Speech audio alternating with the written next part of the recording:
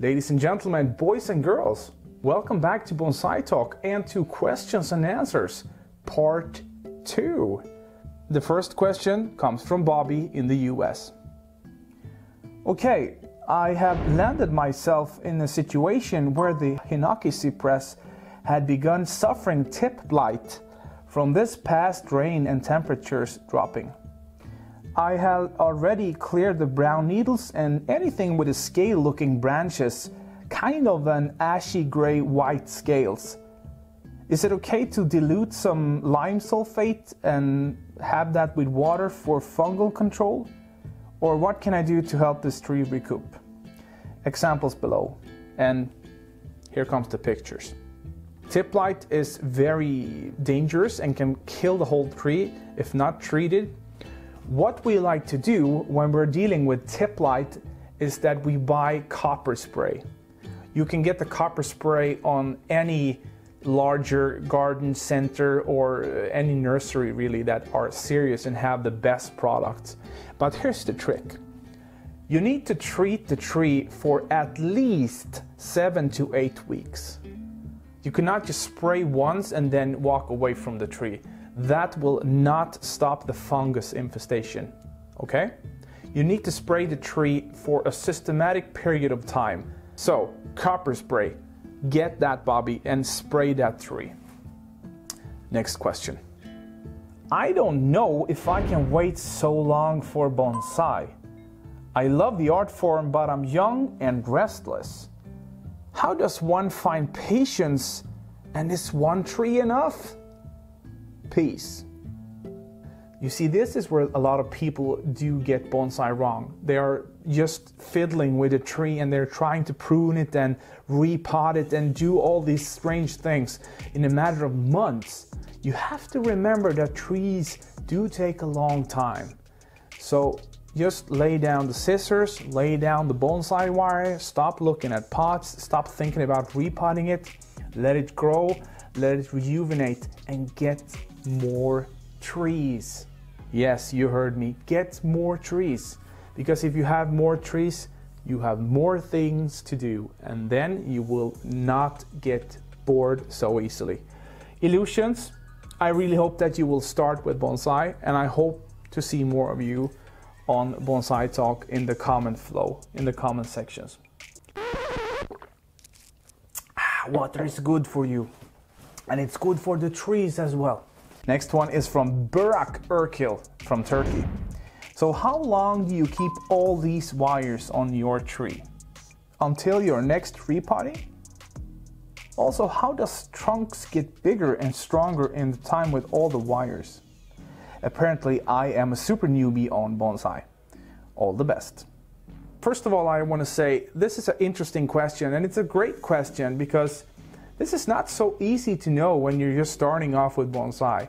Because sometimes it looks like we are strangling the trees or choking them with a wire when we're applying it. It looks a little brutal, but it's not making any horticulture difference to the tree, or it's not making the tree suffer. The tree decides when the wire comes off. So there is no right date in the time frame where you can all of a sudden just remove the wire, okay? You just need to let the tree grow into that style which you have decided, which you have wired the tree in.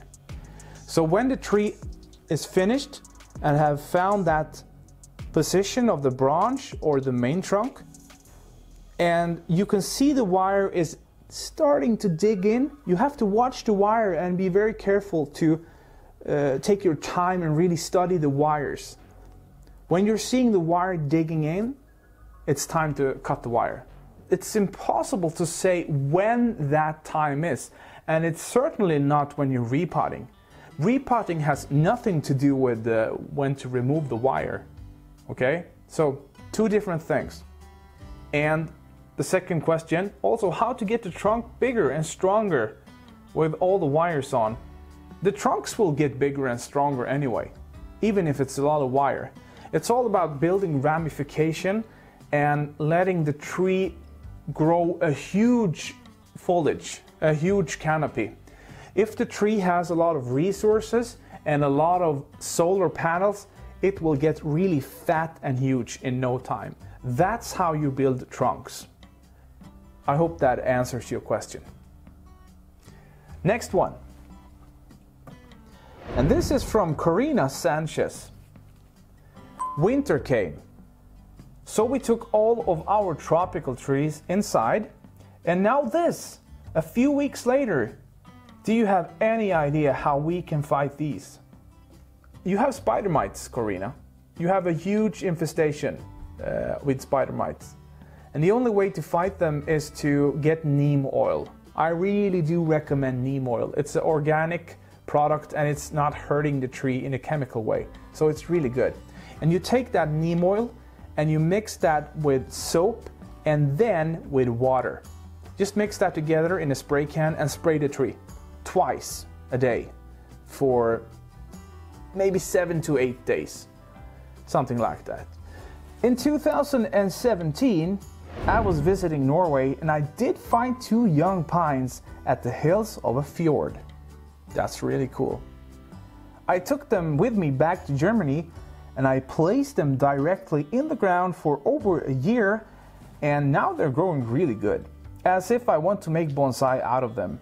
Today was the day I took them out of the earth and potted them. Do you have any tips or ideas how I can shape them? I attached a few pictures from my 2 little trees. Thank you so much. Best regards from Germany, Dennis. This is a mistake I see people do all the time. They go find these cool trees from garden center and nurseries in Yamadori or whatever, and they plant them in very deep pots. Do not do that. You need to plant the trees in shallow pots to get that flat nebari, which will translate into taper, and taper is very important for bonsai aesthetics. Find that structure and put on a heavier wire. Just bend them in the way you want them to, and then put them back in the ground. Okay? I hope that helped you, Dennis.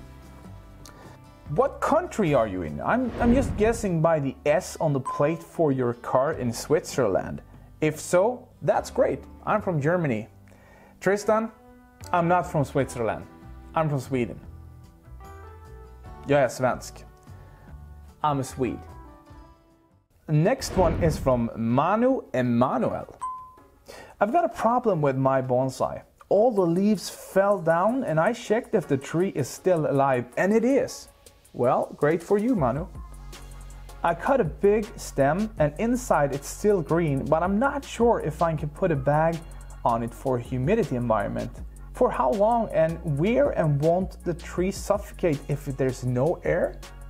Now, Manu, my friend, if you have seen my previous videos, you guys know that I like to use plastic bags to raise the humidity levels, and that is to kickstart the roots, to get a healthy and good root production.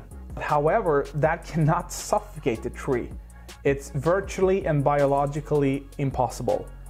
But you can get fungus and mold on the tree, which is very dangerous in the long run, of course.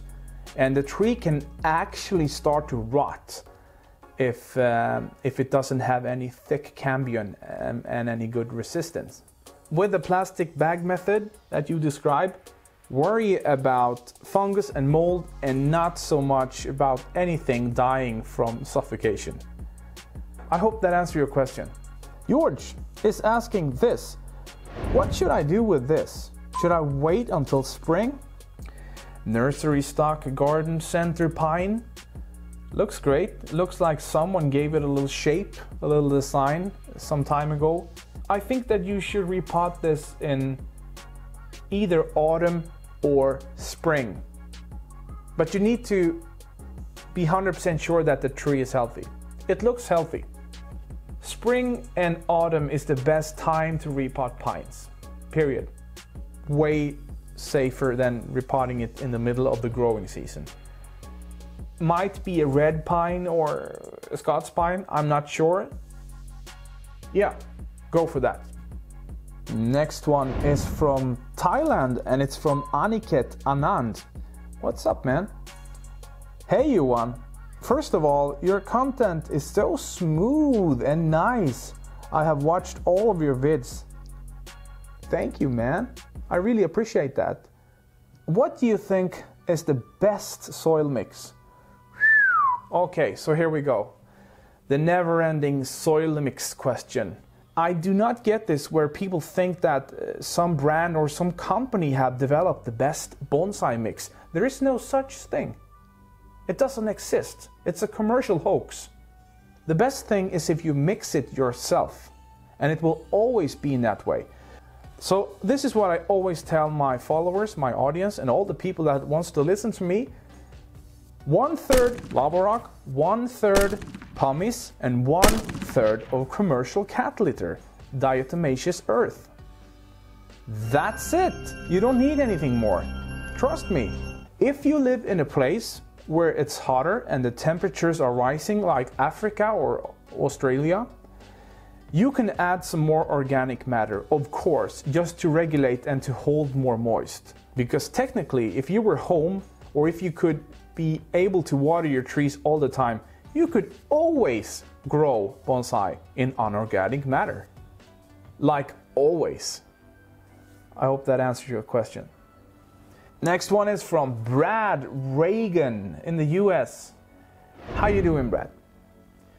Okay, so do you have any ideas how to trim or who to see about perfecting this jade plant?